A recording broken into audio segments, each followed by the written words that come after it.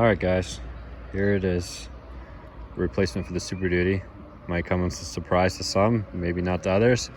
As most of you know, or some of you know, I have a 15 Camry that I daily drive, and then we also have a 21 4Runner. So we stuck with Toyota. They haven't let us down yet. Traded in my 22 7.3 F250. It was a crew cab long bed, and I got this also a 22 Tundra crew max 6.5 foot bed.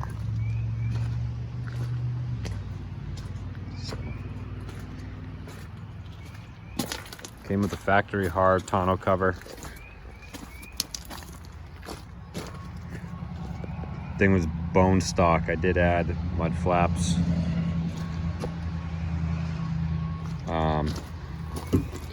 And we got Milwaukee pack out holder just to organize a little, but besides that, the truck is bone stock, just the way I like it. It is an SR5. It is a kind of odd package. I haven't seen many. So it has the tow mirrors, it has the big screen, it has advanced tech package, so I got all the cameras, 360 cameras. It has the heated seats and heated steering wheel. And kind of the most rare thing for the SR5s.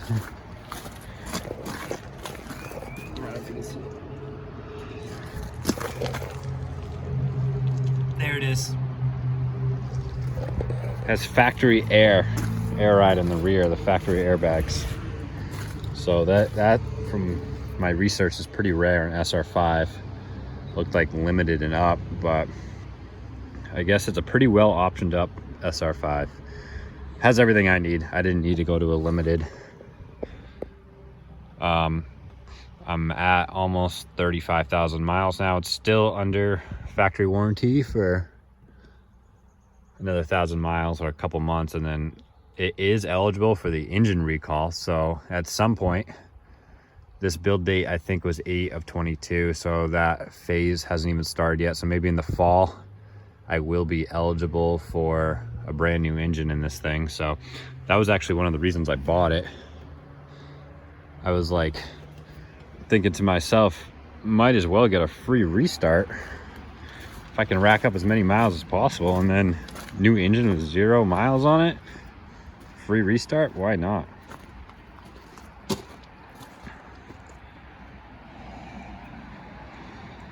The wheels gotta go. I'm gonna swap those out. I mean, there's no like silver or chrome on the whole truck except for these ridiculous wheels, so I am going to get some wheels. I'm gonna stick with positive 18, positive 25 offset. You guys know I like that. Keep them flush. Keep them flush when looking down the side of the truck. I'll have them right there, keep them tucked in so that the mud flaps actually protect the side of the truck.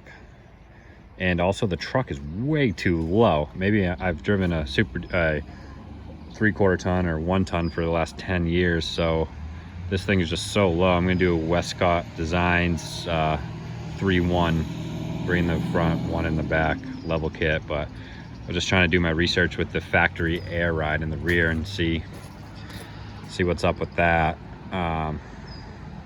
But yeah, it needs to come up. It's gonna get a leveling kit for sure. Leveling kit, new wheels for now. These tires, ton of life left, but once they're worn out, I'll go to a 35 or a 34.5, whatever, a 285 75 18. But yeah, so far I love it. Like I said, after driving a heavy duty for the last decade, this thing was like driving a cloud. Like, it's so smooth. You can be doing 80 and if you know, it feels like you're doing 50.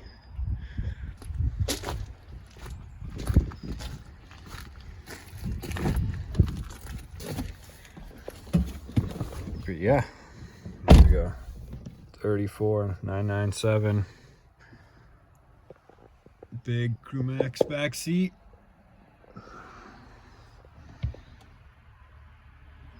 So the only thing, this is for heated seats. Obviously I don't have that.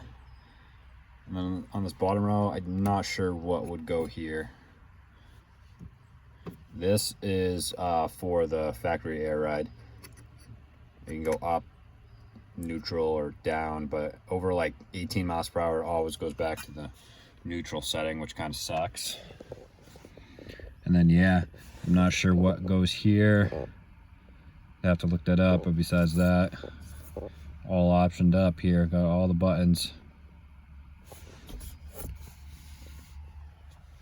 The only thing I noticed so far with this truck, and seems to be pretty common with these third gen Toyotas, is it's the window or the door. Something is freaking rattling. It's like chattering when you hit bumps. I've been doing some research. It looks like I can get like an extra door seal off Amazon, and I stick it in there, and I guess it makes a huge difference. It's like the door's not sealing against the cab tight enough, but yeah, if you go over like any bumps or a bumpy road, like a rough road, it chatters, both the front driver's and passenger door. They just chatter.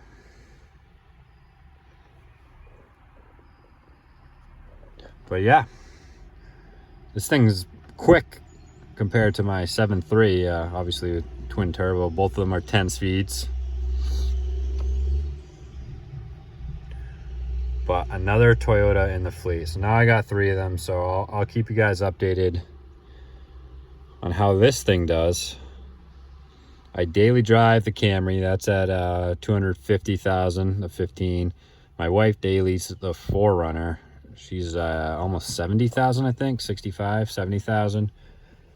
And then this truck is for camping and towing the snowmobiles and, you know, Harry the homeowner stuff, going to Home Depot, hauling wood. So this is our truck, do truck stuff. But I downsized because I just did not need the crew cab long bed anymore. I wasn't using it for what I had intended. For those of you who have kids, you know where I'm coming from. It just, when I bought it, I'd just gotten married and stuff, and I had big plans, and I was doing a ton of snowmobiling and racing dirt bikes and towing campers a lot. And I was like, oh, I need a big heavy duty truck. But now that stuff just doesn't happen as much anymore. When you're married, you have kids, your obligations and priorities change, and time management changes. And I just decided it was time to downsize. Even though this truck is the same year, actually a few more miles, but it's more optioned up, the Super Duty was worth more.